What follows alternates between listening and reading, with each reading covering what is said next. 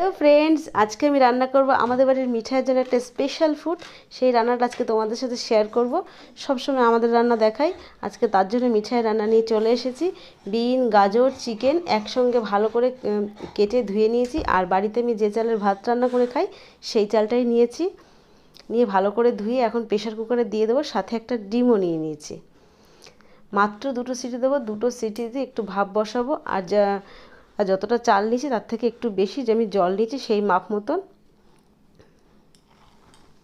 এই রান্নাটা ও খেতে ভীষণ ভালোবাসে, আর এমনি খেতে তো আমাদের মিঠাই ভীষণ পছন্দ করে, কিন্তু কোনো অকেশন হলে ওকে আমি এই রেসিপিটা রান্না করে দিই।